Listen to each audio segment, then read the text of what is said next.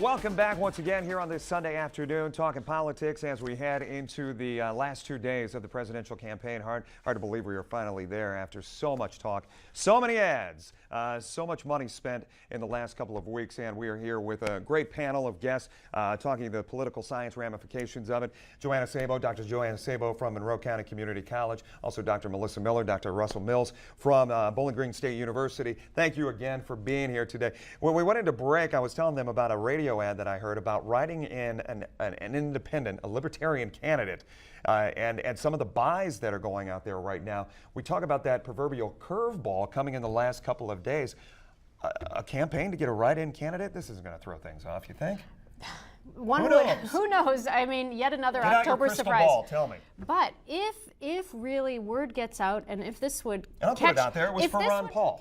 Catch fire, even the tiniest bit, it's going to peel votes away from Romney. No question about absolutely. it. And It's a spoiler effect, the race for is sure. so tight that it could make a difference. Yeah. So that little spark, I mean, if it catches on at all, when we're talking about a small number of votes. Think about Florida, just over 530 votes. Yeah. and In he's got Florida, quite a few decided supporters the there. entire Right, election. exactly. So I would be concerned about that if I were Mitt Romney. Very concerned. How do the state elections, the strength of the candidates, there have been editorials written left and right all over the state as far as the closeness of the Senate race, the candidates themselves in the House of Representatives race.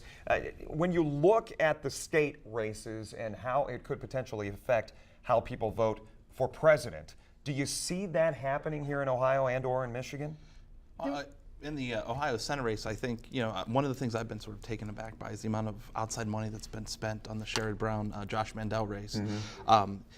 If you look at it, it's about evenly split across both of the super PAC groups that have donated to the campaign. But some of the most, I mean, we're looking at some of the highest amounts of money across the state, or across the country, I mean. Absolutely, and I think the reason people are investing a lot in that race is to have that effect that you're mentioning, that a vote for Sherrod Brown is a vote for Obama, and a vote for Mandel is a vote for Romney. So I think that's why you're seeing a lot of the, Crossroads GPS and Restore Our Future donating their money here to try to have that effect that you're mentioning. Joanna, you were to say? No, I was just going to say, I heard something just the other day about how some of these are going to see an unexpected split, though, and they mentioned the race that you were talking about. The voters might actually come out and vote for Sherrod Brown and still vote for Romney for president, and that's an unusual and also a very difficult thing to follow and predict. You know, one thing I wanted to bring up, something you said reminded me of it. Earlier this week, we covered an announcement that Toledo Public Schools, and no, I'm not asking you about local races at all, but Toledo Public Schools had gone back and reworked some of the books and had figured out a way to save taxpayers money before they go to the polls asking for levy support. There was a gentleman who showed up who had a sign that says no, no, no, no, no, no, no on all 7 levy requests that are being out there, because he said, I just don't have any money to give to these efforts. And here in Toledo, we're talking about not only a library levy, a school levy, an imagination station, the science center, a levy there, numerous metro parks, all of these levies out there. Is that the sentiment right now, that you think people are going to go and just vote these down left and right? Are schools in trouble with their levies, you think? Well, I do think it's a tough year to have a levy on the ballot, because really the voters are going to have less information going to the polls about those down ballot issues and levies, and they're voting on the whole Less ballot. information, why? Because they're so focused on other... Because they're going to have a lot of information about the presidential candidates. That is a high information kind of election. There's no escaping, basically knowing the general positions of the candidates. And because so much of the presidential race has been about spending, with Romney saying spending's out of control, we've got to address the budget deficit and the national debt, I just think it's hard if you were that, school district or a library, or imagination station. Right.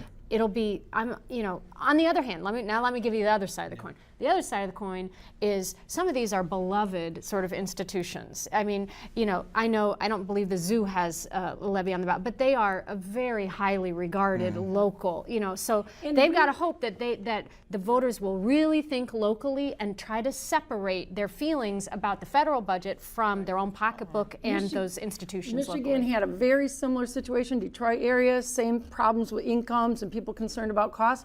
But just in August, passed a great big millage increase for the Detroit Institute of Arts, a levy of sorts to help keep that institution going. Yeah, these economic development type levies and these things to really spur the area, I think may actually be more popular than people think, for the simple reason that a lot of the argument Republicans make is for this devolution concept, that you push things down to the local level. Yeah. You know, reduce our taxes at the federal level, but you know, we don't mind paying taxes for the local things we have more control over. We got about 30 seconds left. Just by and large, I'm curious, are your students engaged in this process? Is there still interest in the young people? I see it kind of waning a little bit. I deal with high school students, you guys deal with college students. Absolutely, and just to kind of close what we were just talking about, we have 6 state proposals. 5 of them are initiatives on changing the Michigan Constitution. 1 is a referendum. They're getting a lot of attention, and students want help. You guys see the same thing? I was at Kent State getting my PhD during the last election. I think it's come down a little bit. I don't think the enthusiasm's as what it was. Quickly. I have to agree. The youth enthusiasm is not as high as it was 4 years ago. We appreciate all of you guys spending some time with us, and obviously keep it here at 13 ABC for continued efforts on Your Vote 2012. We'll be right back.